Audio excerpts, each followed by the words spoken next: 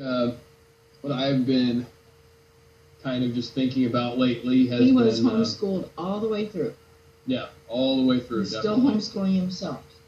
Yeah, pretty much. I guess that's kind of something I would like to talk about. Just that even. That to me, it's a January 7th. Nice. Yeah. Party at Penny's house in January for sure. Well, one of ours is January 7th, right? No, January 9th, right? January 10th is the twins. January 8th is Emma's. January 8th. Okay. Yeah. And yours is January 5th. And yeah, I get confused with the exact numbers. I just know they're all in the same week as mine practically, so. Yeah. But yeah. He's a terrific big brother. And I don't memorize numbers very well, so. I have a phone for that. Yeah, really. But, for me... hey, Tricia. Thank you for coming on. Hi. Thank you, Darcy. Darcy lives Darcy, you live in Rosenberg. Rosenberg, really? Yeah. Wow, that is so close. Yeah. Yeah, I go very near to Rosenberg every time I go out to podcast, actually, so, yeah.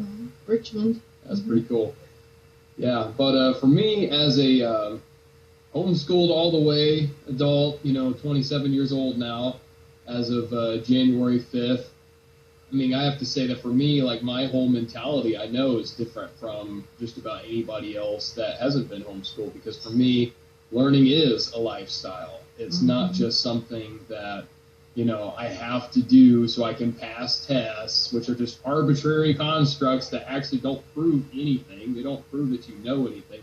They only prove a certain level of intelligence that you have for memorization, and not really any kind of skill or aptitude. Tests only prove how good you are at proving, at actually going through tests. Memorizing information, exactly. So you just dump it after you're done with the exactly. test. So much of it was just, thank you, Belinda, so much of it was just made for, the purposes of a very regimented society, and it was all very, this is the place that you fit in, and this is what you're supposed to do, this is your job. And honestly, if we really get down to the basics of it, the whole system was really engineered by socialists at the beginning for, trying to sabotage the American experiment. John Dewey and his lot of merry miscreants, they were all a bunch of atheistic socialists that wanted to... Claudina, have your kids listen, and any of you bring your kids to listen, because he's been through it, and he has experience all the way through. He was homeschooled all the way through, so... Yeah, for sure.